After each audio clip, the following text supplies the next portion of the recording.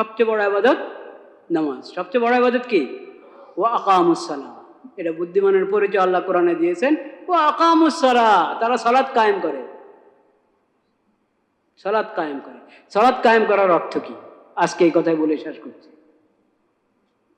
আল্লাহ হায়াতে রাখলে বাকি কথা পরে আলোচনা হবে ইনশাআল্লাহ। সালাত কায়েম করা মানে কি? এটা তো কোরআন কারীমের দ্বিতীয় সূরা, সূরাতুল বাকারার শুরুতেই আল্লাহ তাআলা মুমিনের পরিচয় দিয়েছেন কি? ওয়া ইউকিমুনাস সালাতা, যারা সালাত কায়েম করে। যারা কি? মুত্তাকির পরিচয় দিয়েছেন আল্লাহ তাআলা, যারা সালাত কায়েম করে। এই সালাত কায়েম করা মানে কি? সালাত কায়েম করা হলো সালাত যথাযথ আদায় করা। সালাত কি? যথাযথ আদায় করা। যথাযথ আদায় কিভাবে হবে? আল্লাহ যত ওয়াক্ত নামাজ ফরজ করেছেন তত ওয়াক্ত নামাজ আদায় করুন। নামাজ কয় ওয়াক্ত ফরজ? 5 ওয়াক্ত। 5 ওয়াক্ত ফরজ আদায় করুন। পুরুষরা মসজিদে জামাতের সাথে আদায় করবে এবং নামাজে যতগুলো ফরজ, ওয়াজিব, সুন্নত, মুস্তাহাব আছে কিনা, হ্যাঁ, নামাজের কতটা শর্ত, কতটা রুকন, ঠিক যেই তরিকায় নবী করিম সাল্লাল্লাহু আলাইহি ওয়াসাল্লাম নামাজ শিখিয়েছেন ওই তরিকায় নামাজ আদায় করা, এটা হলো ইকামতুস সালাহ, সালাত কায়েম করা। কোনো আমলকে যথাযথভাবে করা, নিখুঁতভাবে করা, নিয়মতান্ত্রিকভাবে করা, এটাকে বলে কায়েম করা। কায়েম আরবি ভাষা, তো আরবি ভাষা থেকেই তো বুঝতে হবে কি শব্দের কি অর্থ। একামত, যে নামাজের একামত বলে না, মুয়াজ্জিন সাহেব আগ মুহূর্তে একামত বলেন কেন? মানে সালাত কায়েম করা হবে এখন, ওটা জানাচ্ছেন, জানান দিচ্ছেন। কি পদ্ধতি? এভাবে তো বললে হয়, ভাই নামাজ শুরু হচ্ছে দাঁড়ান। না, শরীয়ত এভাবে শিখায় নাই। শরীয়ত শিখিয়েছে বাস আল্লাহু আকবার থেকে নিয়ে লা ইলাহা ইল্লাল্লাহ পর্যন্ত আযানের ওই কালিমাগুলো একামতের মধ্যে কদ কামাতি সালাহ অতিরিক্ত আছে, ওইভাবে বলো। এই একামতের মাধ্যমে মানুষ বুঝবে যে এখনই সালাত শুরু হচ্ছে, নামাজ শুরু হচ্ছে। তো এটার নামে হয়ে হলো একামতুস সালাহ। কেন? শব্দটার মধ্যে আমাদেরকে বলে দেওয়া হচ্ছে যে আমলটা তুমি যথাযথ করো, ধ্যান ত্যান করো না। করলে করলাম, কোনো রকম জান ছাড়াইলাম, এরকম না।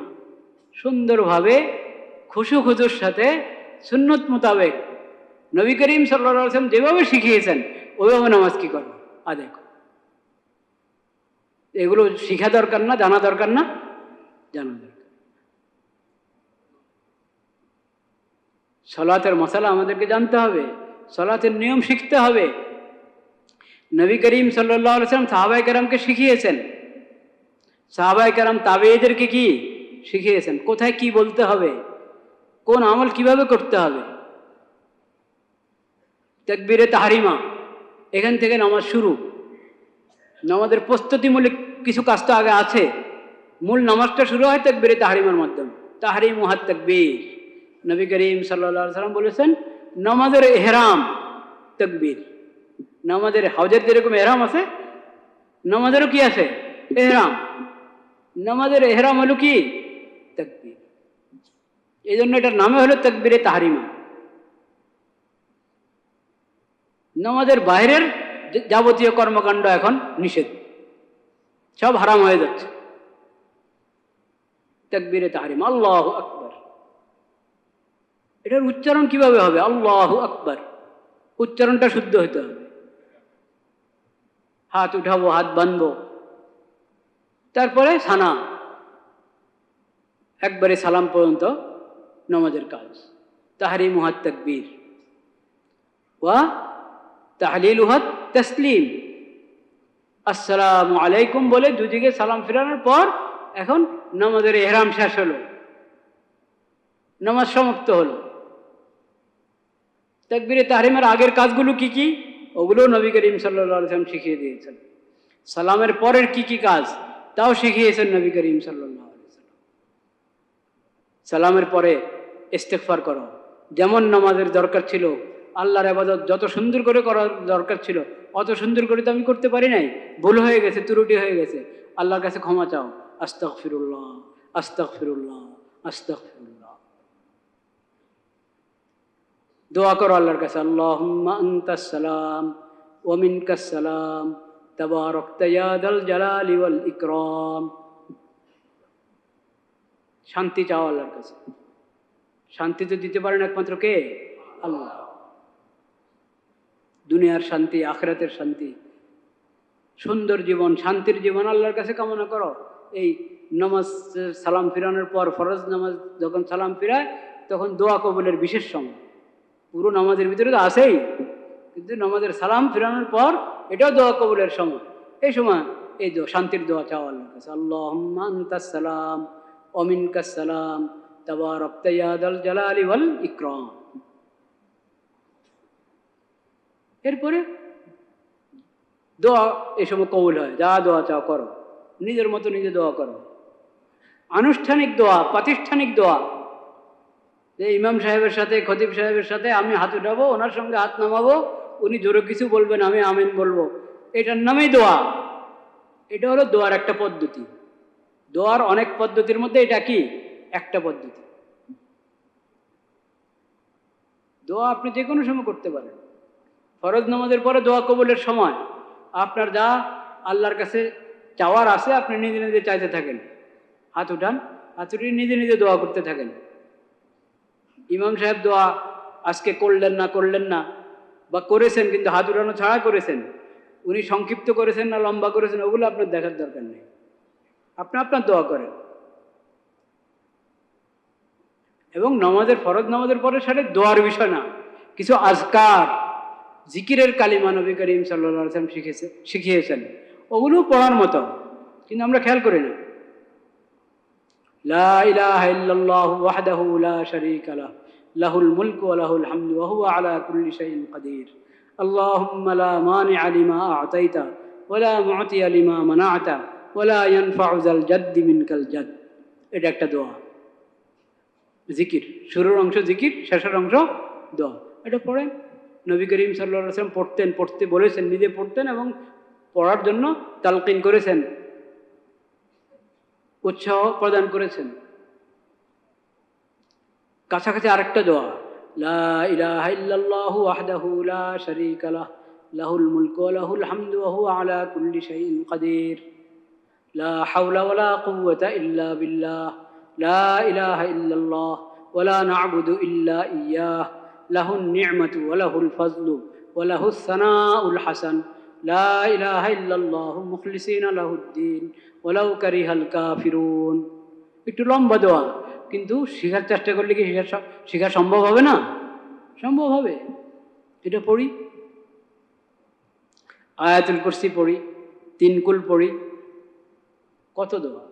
আর ওটা তো আছেই, 33 বার সুবহানাল্লাহ, 33 বার আলহামদুলিল্লাহ, 34 বার আল্লাহু আকবার, প্রতি ফরজ নামাজের পরে। যে এই ফরজ নামাজের পরে সুন্নত আছে, সুন্নতে মুআক্কাদা আছে, সুন্নতে মুআক্কাদা পড়ে এই সমস্ত আমল করতে পারি। সুন্নতে মুআক্কাদা বেশি দেরি না করাই ভালো।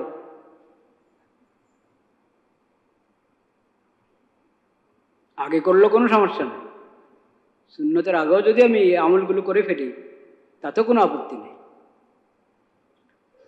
তো এই যে একটা আনুষ্ঠানিক পদ্ধতি হয়ে গেছে আমাদের, যে সালাম ফেরানোর পরে ছোট্ট একটা মোনাজাত ইমাম সাহেব দিবেন, ইমাম সাহেবের সঙ্গে আমিও ছোট্ট মোনাজাতটা দিয়ে বাস দাঁড়িয়ে যাই, সুন্নত পড়লাম বা বের হয়ে গেলাম।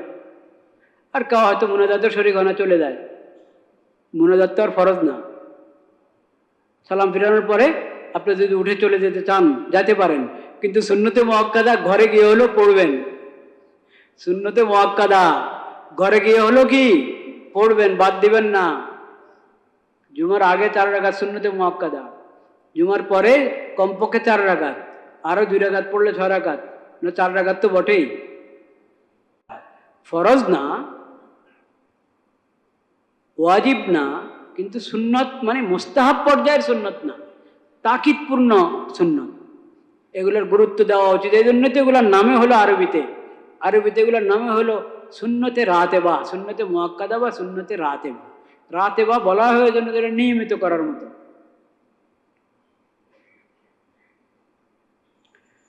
তো নামাজের পরে সালাম ফেরানোর পরের যেই দোয়া এবং জিকিরের কালিমাগুলো আছে এগুলো শেখার চেষ্টা করব, পড়ার কি চেষ্টা করব। আর আমার অনুরোধ হলো আমরা ওটা বন্ধ করে দিই, যে দোয়ার মধ্যে মুকাব্বির হওয়া, হ্যাঁ, এটা ছেড়ে দিলাম। মানে দোয়া শুরু হলো তখন আলহামদুলিল্লাহ রাব্বিল আলামিন জোরে বলেন, এবং শেষে কি আমিন বা আলহামদুলিল্লাহ রাব্বিল আলামিন। হ্যাঁ, দোয়ার মধ্যে মুকাব্বির হওয়ার দরকার নেই। নামাজের মধ্যে যদি অনেক বড় জামাত, মাইক থাকলেও প্রয়োজন হয় একটু জোর করে আরেকজনে বললে সবাই ঠিকমতো শুনে, সেজন্য নামাজের মধ্যে মুকাব্বির ওটা ঠিক আছে। দোয়ার মধ্যে মুকাব্বির হওয়ার কোনো প্রয়োজন নাই, কারণ দোয়া তো জমাতের আমল না, এটা জমাতের আমল না, এটা যার যার আমল। একসাথে হলে নিষেধ নাই, কিন্তু একসাথে হওয়ার কোনো এরকম বিধানও দেওয়া হয় না যে সবাই একসাথে শুরু করো একসাথে শেষ করো। একসঙ্গ হতে পারে, আলাদাও হতে পারে, শুরু একসাথে হলো, শেষ এক একজনের এক এক সময় হলো। আমার দোয়া পুরো হয় না, আমি করতে থাকি। ওইদিকে যদিও আমিন বলে ইমাম সাহেব দোয়া শেষ করে দিয়েছেন, আমার আল্লাহর কাছে আরো চাওয়ার আছে, আমি চাইতে থাকি। ওনার আমিনের সঙ্গে আমিও শেষ করে দিতে হবে দোয়া, এটা জরুরি না। সঙ্গে শুরু করা, একসঙ্গে শুরু করাও জরুরি না, একসঙ্গে শেষ করাও কিনা জরুরি না। আর আমি দোয়া করছি, উনি যদি একটু আওয়াজ করে উচ্চস্বরে দোয়া করতেন, সেই দোয়াতে আমি আমিনও বলতে পারি, আর না হয় আমি নিজের দোয়া নিজে করতে কি পারি। আমিন বলতে একটু খেয়াল করে বলতে হয়, কোথায় আমিন বলবে কোথায় কি বলবে। দোয়ার অর্থ যদি জানা না থাকে তো জাগা মতো হয় না আমিন।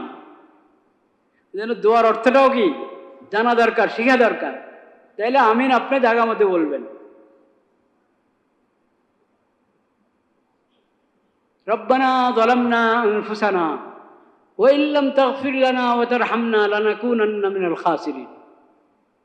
এটা দোয়া। এখানে আমিন বললো একটা ব্যাখ্যা হয়, হতে পারে, কিন্তু সুন্দর হলো রব্বানা যালামনার পরে হলো আমি বলবো ঠিক, আল্লাহ ঠিক, অবশ্যই হাক্কান, মানে আসলে এরকম জুলুম আমি আমার উপর করেছি, আপনি যদি ক্ষমা না করেন আমার কোনো উপায় নেই, আমি ক্ষতিগ্রস্তদের অন্তর্ভুক্ত হয়ে যাব। কথা ঠিকই, আল্লাহ আপনি মেহরবানি করে মাফ করেন। আমিন বলতে পারেন এই হিসাবে যে এটার অর্থ তো এটাই যে আল্লাহ আপনি ক্ষমা করেন, সেটার উপর আমি আমিন বললাম।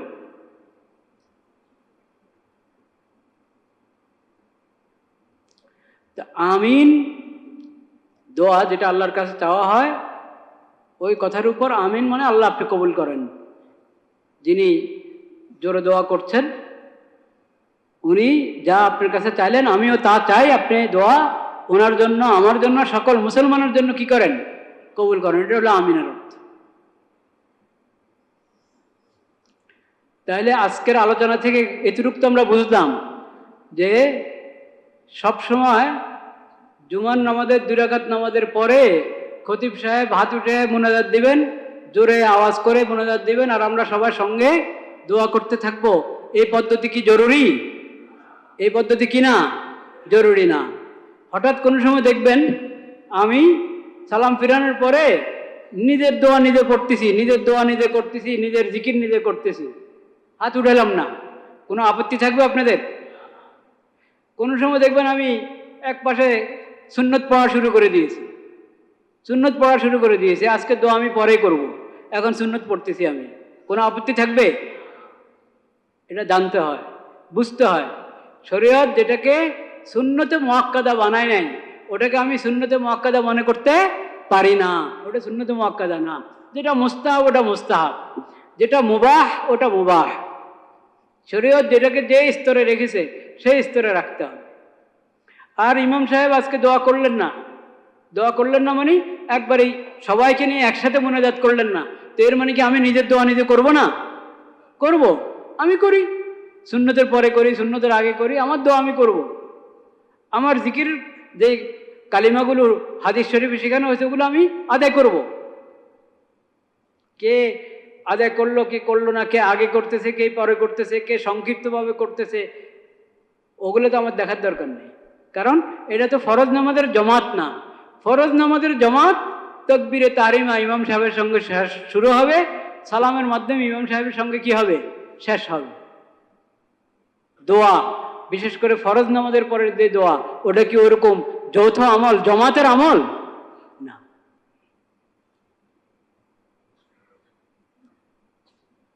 ওটা কখনো কেন অনেক সময় তো আমরা একসাথে করছি, এতেও আপত্তি নেই। আর আলাদা আলাদা নিজেরটা নিজে করলাম, তাতেও কি আপত্তি নেই। বরং হাদিস শরীফ থেকে এটাই বুঝে আসে, নবী করিম সাল্লাল্লাহু আলাইহি সাল্লাম ফরজ নামাজের পরের দোয়া যৌথভাবে সবাইকে, মুসল্লিদেরকে নিয়ে নিয়মিত সবসময় করেছেন। এরকম বিষয়টা ছিল না, এরকম ছিল না। ওটাও আছে, ওটাও প্রমাণিত বিভিন্ন হাদিস থেকে। কিন্তু আমরা যেরকম মনে করি যে 5 ওয়াক্ত দৈনিক একবারে 5 নামাজের পরেই ছোট্ট একটা মোনাজাত ইমাম সাহেবের সাথে না দিলে মনে হয় যেন নামাজটাই অসম্পূর্ণ থেকে গেল, এই ধারণা কি না? ঠিক না। নামাজ তো সালামে পুরা হয়ে যায়। ও তাহরিমুহাত তাসলিম, সালাম হয়ে গেল, নামাজ শেষ। নামাজ কি হয়ে গেল? পুরো হয়ে গেল। বাকি আমল যার যার, বাকি আমল কি কখনো একসাথে করলেও আপত্তি নেই। আল্লাহ তাআলা আমাদেরকে বোঝার তৌফিক নসিব করে। ওয়া আখিরু দাওয়ানা আলহামদুলিল্লাহি রাব্বিল